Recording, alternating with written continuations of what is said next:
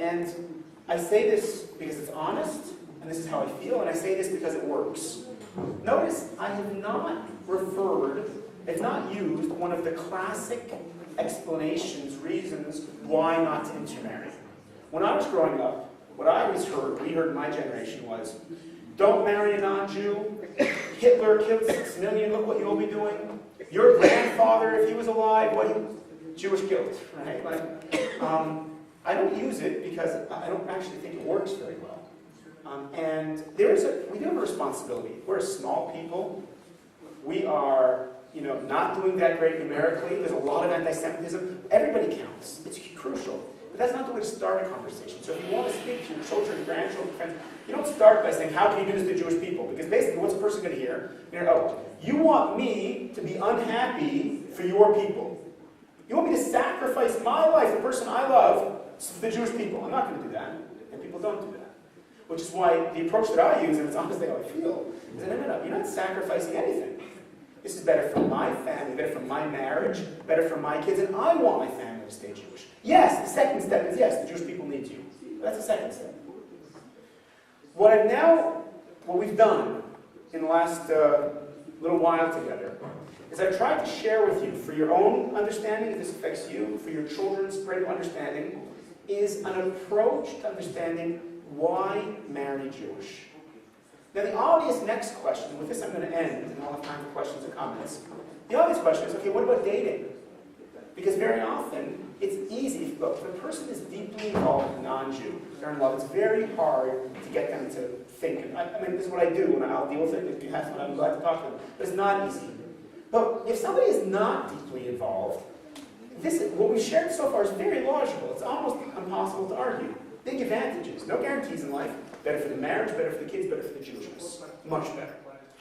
But many young people will say, okay, so when I'm 30, and I'm ready to get married, fine, I'll go look for a nice Jewish guy, nice Jewish girl. But right now, I'm 18, I'm 20, I'm not getting married now. So what about dating? I want to share with you 2 ideas. Ideas for yourselves and ideas to share with others. First idea. You never know when you're going to fall in love. It's just that's true. Most people do not marry the girlfriend or boyfriend from college. Most don't. But a surprising number actually do. You're in love, you're out of love, you go, you start, you go back. That feeling develops, becomes part of you. So it's a big risk. You never know. What happens? Oh, well, if it gets serious, I'll break the relationship. Okay, so when you didn't really love the person, you were dating them. And now that you love them, you just stop. What is that?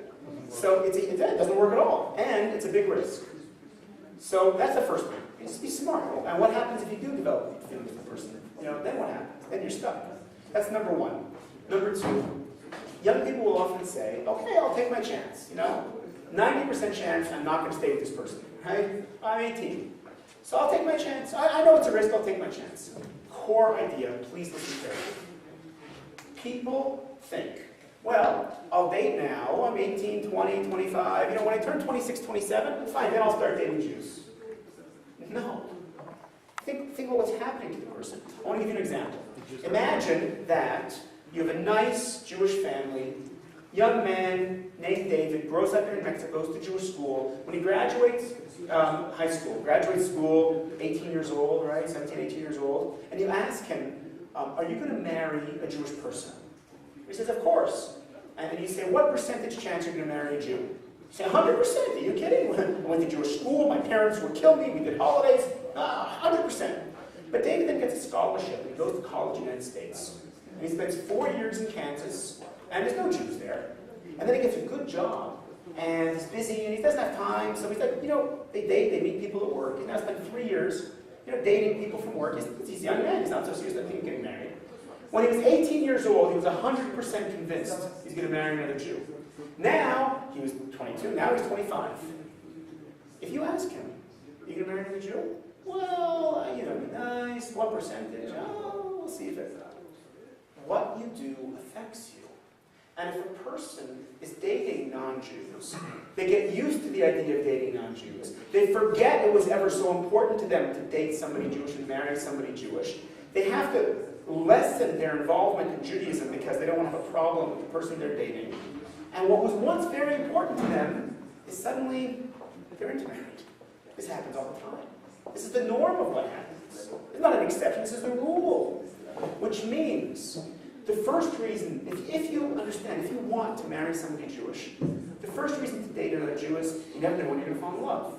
The second reason is maybe even more important. Once you start on that path, it's hard to get out of it. And people just keep going, and they forget it was ever that important, and it affects what their priorities are, and they end up with a non-Jew. I have people, because of what I do, I have people coming to me all the time. It's so sad. Like, you know, I don't know, like, we were just dating, I didn't know any Jewish guys, and next thing I know, you know, I'm in love. What was I going to do? Or next thing I know, I'm pregnant. What was I going to do? And then, you know what, like, what do? It's your whole life. And yeah, he was a nice guy. You know what? With a little bit of planning, you can have everything. You can have a really nice young man and a nice woman, somebody you're attracted to, and somebody who's Jewish. There's no reason you have to make a decision. People say, oh, you know, well, what do you want me to do? Do you want me to be in love and happy, or be miserable with somebody who's not Jewish? So whenever I hear that question, I'm like, excuse me, there's not two choices. There's a third choice. You can have a wonderful, loving relationship with the person you're attracted to, and they're also Jewish. It's called a false dilemma. You're creating this false choice. There's no choice there. You can have everything. In fact, your highest chance of having a loving, close relationship with somebody who's like you, somebody who's Jewish. I want to summarize, and then we'll have time for questions and comments. We started out with the story of the African-American lawyer. The idea was this is not racist or negative, not against anybody, sharing something positive for us. We then